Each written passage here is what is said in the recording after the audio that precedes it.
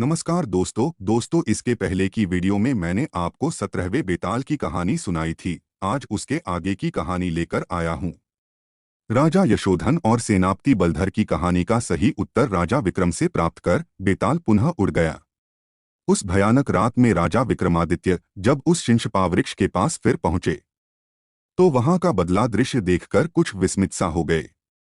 श्मशान का समूचा क्षेत्र श्मशान की चिता की अग्नि और मांसभक्षी भूत प्रेतों से भरा हुआ था, जिनकी जीभें आग की चंचल लपटों के समान जान पड़ती थीं। वहां उसने बहुत से प्रेत शरीरों को उल्टे लटका देखा, जो देखने में एक जैसे प्रतीत होते थे। यह देखकर भी राजा भयभीत न हुआ। वह मन ही मन सोचने लगा, अरे यह क्या बात है? क्या वह मायावी बेताल इस प्रकार मेरा समय नष्ट कर रहा है? समझ में नहीं आता, इन बहुत से शवों में से मैं किसको ले जाऊं? यदि मेरा काम हुए बिना ही यह रात बीत गई तो फिर मरने के अतिरिक्त मेरे पास कोई अन्य उपाय नहीं बचेगा। तब मैं अग्नि में प्रवेश करके अपने प्राण दे दूंगा, किंतु उपहास का पात्र कदापि नहीं बनूंगा। राजा जब ऐसा सोच रहा था तब उसका यह निश्चय जानकर बेताल उसकी दृढ़ता से संतुष्ट हुआ और उसने अपनी माया समेट ली। तब राजा ने एक ही मनुष्य शरीर में बेताल को देखा। उसे वृक्ष से उतारकर राजा ने अपने कंधे पर डाला और वहां से प्रस्थान किया। चलते हुए राजा से वह बेताल फिर बोला, राजन, मुझे यह देखकर बहुत आश्चर्य हो रहा है कि न तो तुम ऊबते ही हो और न अपनी जिद छोड़ते हो। उस योगी के लिए तुम निश्चय ही बहुत परिश्रम कर रहे हो। सुनो, तुम्हारे श्रम की थकान दूर करने के लिए मैं तुम्हें फिर एक कथा सुनाता हूँ। तब बेताल ने यह कथा सुनाई। आर्यावर्त में उज्जैनी नाम की एक नगरी है। नागों की भूमि भोगवती और देवों की भूमि अमरावती के बाद श्रेष्ठता में तीसरा स्थान उसी का है। माता गौरी ने कठिन तपस्या के बाद जब शिवजी का वरण किया था, तब इस नगरी के असाधारण गुणों से आकृष्ट होकर भगवान शिव ने इसी नगरी को अपना निवास स्थान बनाया था। पुण्य की अधिकता से प्राप्त होने वाले अनेक प्रकार के सुखभोगों से वह नगरी भरी हुई है। उस नगरी में चंद्रप्रभ नाम का एक राजा राज करता था। उसका मंत्री एक ब्राह्मण था जिसका नाम था देवस्वामी। देवस्वामी बहुत धनवान था।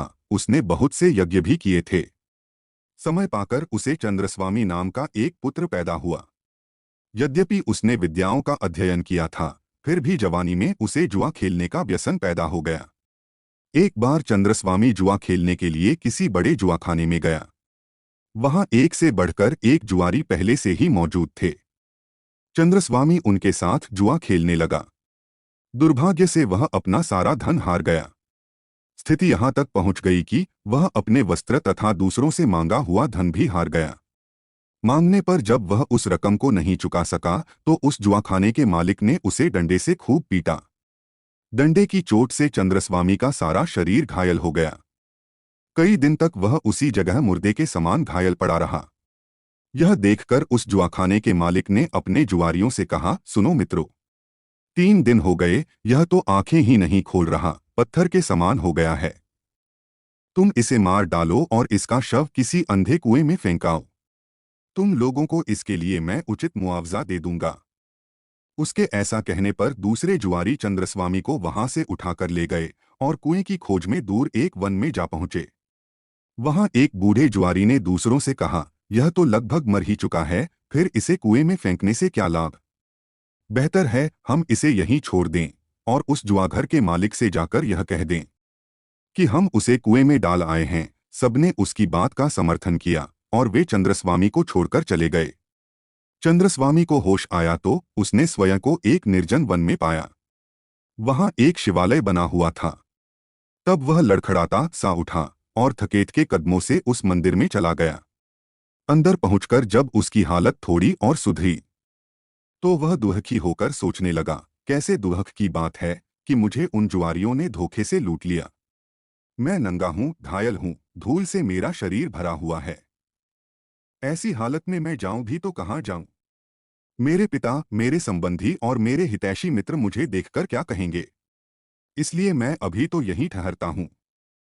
रात को बाहर निकलकर देखूंगा कि भूख मिटाने के लिए खाने पीने का क्या उपाय कर सकता हूँ। थका हुआ और वस्त्ररहित चंद्रस्वामी ऐसा सोच ही रहा था कि तभी सूर्यास्त हो गया। इसी बीच एक महाव्रती तपस्वी वहां आया। उसके समूचे शरीर में विभूति लगी हुई थी और जटा और शूल धारण करने के कारण वह दूसरे भगवान शंकर के समान जान पड़ता था। उस तपस्वी ने जब चंद्रस्वामी से उसका परिचय पूछा तो चंद्रस्वामी ने उसे वह सारा वृत्तांत कह सुनाया, जिसके कारण उसकी यह दुर्दशा हुई थी। यह सुनकर तपस्वी ने चंद्रस्वामी से दयापूर्वक कहा, तुम्हें घबराने की आवश्यकता नहीं है वत्स, तुम मेरे अतिथि हो, यह मेरा आश्रम है। उठो और पहले स्नान करो, तत्पश्चात मैं जो कुछ भिक्षा में मांग कर लाया हूँ उसमें से कुछ हिस्सा तुम खा लो। उस व्रतधारी के ऐसा कहने पर चंद्रस्वामी ने उससे कहा, भगवन, मैं ब्राह्मण हूँ, आपकी भीख में हिस्सा कैसे बांटकर खाऊंगा। यह सुनकर अतिथि का आदर करने वाला वह सिद्ध व्रतधारी अपनी छोटी सी कुटिया में घुस गया। वहां उसने इष्ट सिद्धि देने वाली अपनी विद्या का स्मरण किया। याद करते ही विद्या प्रकट हुई, और जब उसने पूछा कि मैं क्या करूं तो उस तपस्वी ने आज्ञा दी कि मेरे इस अतिथि का आतिथ्य सत्कार करो। विद्या ने कहा, ऐसा ही होगा, कहकर उसने एक स्वर्ण नगर उत्पन्न कर दिया जिसमें बगीचा भी था और सुंदर सुंदर स्त्रियां भी थीं।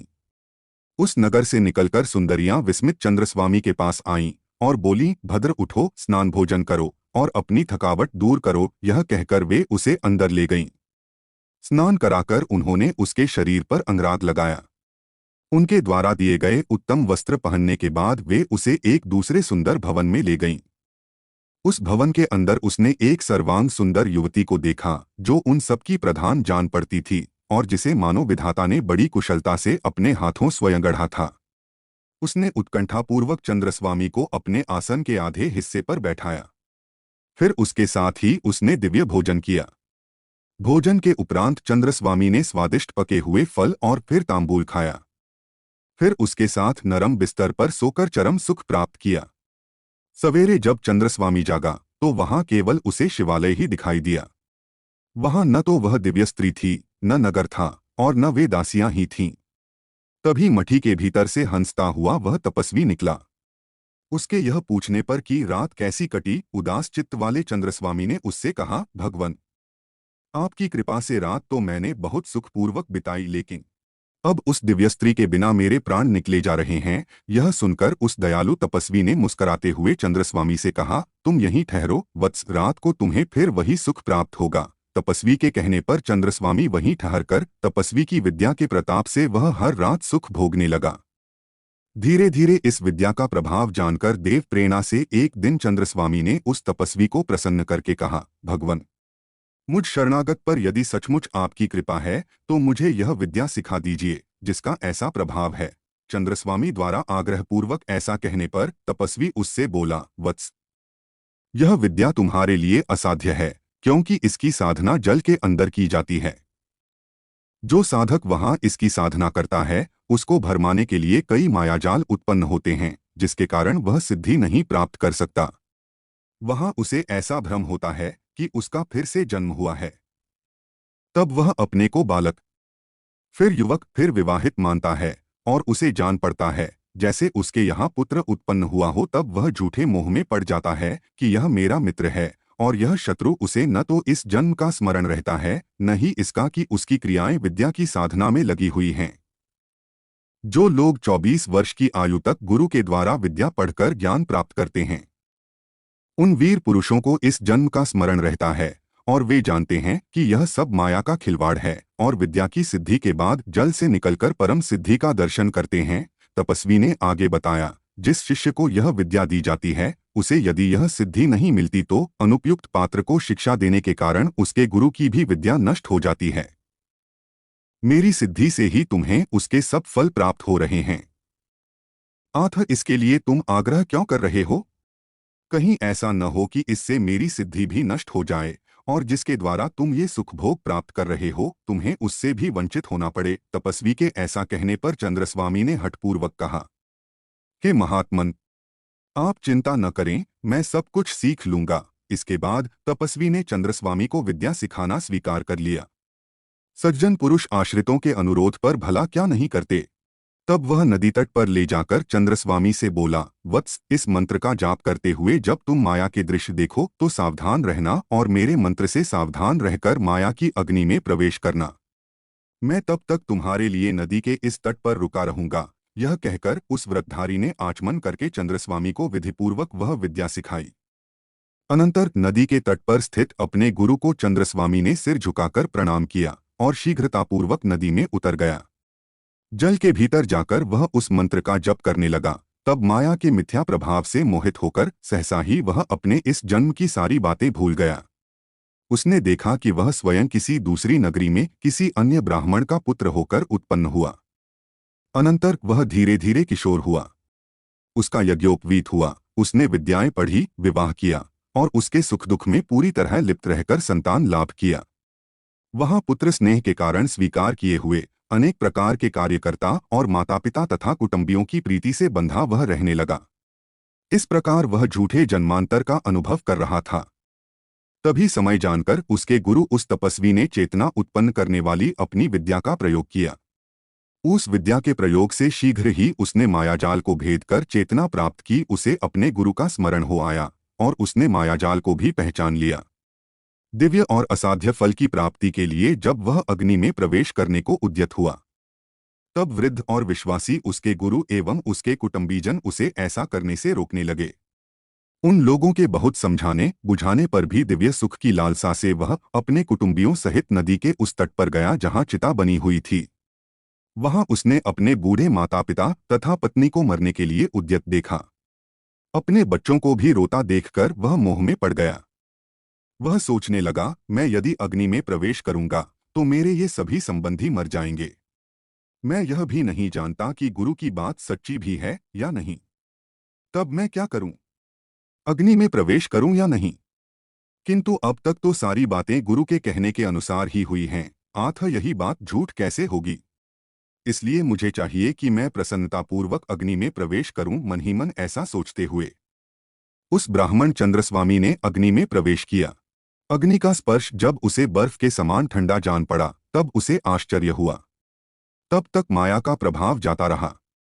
नदी से निकलकर उसने अपने गुरु को देखा और उनके चरणों में प्रणाम किया। पूछने पर आरंभ से लेकर अग्नि की शीतलता तक की सारी बातें उन्हें बता दी। तब उसके गुरु ने कहा, वत्स, मुझे इस बात की शंका हो रही है कि कहीं तुमसे कुछ भूल हो गई है, नहीं तो अग्नि तुम्हारे लिए शीतल कैसे हो गई? गुरु के ऐसा कहने पर चंद्रस्वामी ने पूछा, भगवन, मैंने कहीं कोई भूल तो नहीं की? तब इस रहस्य को जानने की इच्छा से उसके गुरु ने अपनी विद्या का स्मरण किया। वह विद्या न तो उसके सम्मुख ही प्रकट हुई और न उसके शिष्य के सम्मुख ही। तब वे दोनों अपनी विद्या को नष्ट हुआ जानकर दुखी होकर वहां से चले गए। यह कथा सुनाकर बेताल ने राजा विक्रमादित्य को पहली कही शपथ का स्मरण कराकर उससे पूछा, राजन, मेरा संशय दूर करो और बतलाओ कि बताई हुई सारी क्रियाएं करने के बाद भी उन दोनों की विद्या नष्ट क्यों हो गई? बेताल की बात सुनकर उस वीर राजा ने उत्तर दिया, योगेश्वर, यह तो मैं जानता हूं कि इस प्रकार आप केवल समय ही व्यतीत कर रहे हैं, फिर भी मैं बताता हूं। जब तक मनुष्य का मन द्विविधा से रहित, धैर्ययुक्त, निर्मल और सुदृढ़ नहीं होता, तब तक केवल ठीक तरह से कोई दुष्कर कार्य करने से ही उसे सिद्धि प्राप्त नहीं होती।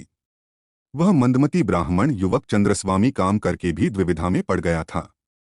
इसी से उसे सिद्धि प्राप्त नहीं हो सकी और अपात्र को देने के कारण गुरु की भी सिद्धि जाती रही। राजा के ऐसा कहने पर बेताल पुनः उसके कंधे से उतरकर अदृश्य रूप से अपनी जगह पर चला गया। तत्पश्चात राजा भी उसी प्रकार उसके पीछे पीछे गया। दोस्तों, आपको यह 18वें बेताल की कहानी कैसी लगी? कृपया हमें नीचे दिए गए कमेंट बॉक्स में कमेंट करके बताएं। और ऐसे ही मनोरंजक कहानियां सुनने के लिए हमारे चैनल को सब्सक्राइब करें। अगर आपको यह कहानी पसंद आई हो तो अपने दोस्तों के साथ अवश्य शेयर करें। धन्यवाद।